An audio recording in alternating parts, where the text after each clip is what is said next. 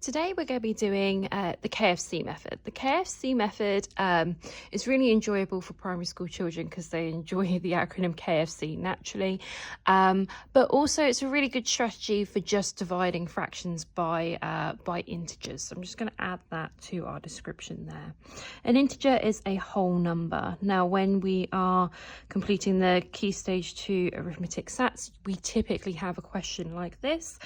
We don't tend to have fraction divided by fraction. That comes up in secondary school, but the KFC method works perfectly well for that as well, which is why I like it, because it's a method that we can take from year 6 and move it straight into secondary without any problems. So what does KFC mean? K just means keep it, F means flip it, and C means change it. So we have to do 3 things for KFC to work. The first thing that we always keep our fraction, because our aim is to turn this into a question where there are 2 fractions on either side. So we're going to keep that. We're not going to touch it at all.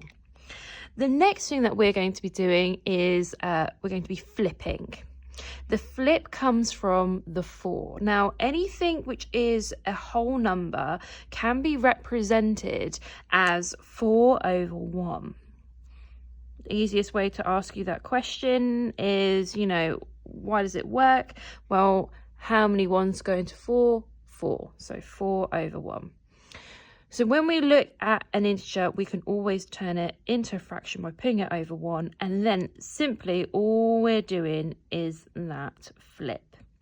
The flip will turn the denominator of 1 into the numerator of 1 and the numerator of 4 into the denominator of 4. So how does this look actually on our question? Now, I always encourage my children to write all over the question. You're absolutely entitled to, you're allowed to, when it comes to the SATs, as long as you don't write on any barcodes and you write in an available space, you absolutely can draw all over your question. Your marker will not mind. So the easiest way of doing that is showing that flip by putting it as 1/4. The final thing that we do then, after we've kept it and we have flipped it, is we're going to change it. So some people actually call this the KCF method. I do KFC because I try and do it in this sort of order. Now, the change will come from the division sign. We don't like dividing fractions because fractions are already a division. This is a fraction line or a division line. You just need to put 2 dots either side and you've got a division. So you're doing a division to get a fraction and then you're dividing that fraction more. It becomes very complicated. So what we tend to do is draw all over it. The opposite of a divide is multiply. So we're actually going to completely change the question around to something we want to complete.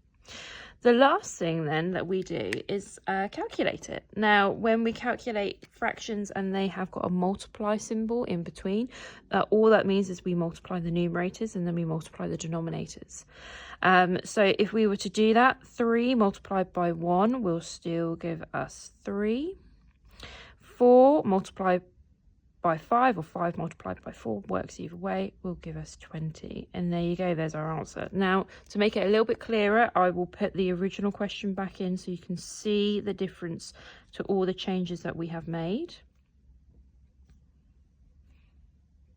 And we should have 3 20ths. We will always end up with a fraction as our answer. The fraction will always be significantly smaller in size to our original fraction that we started off with. So that's our little clue as to whether or not we were successful.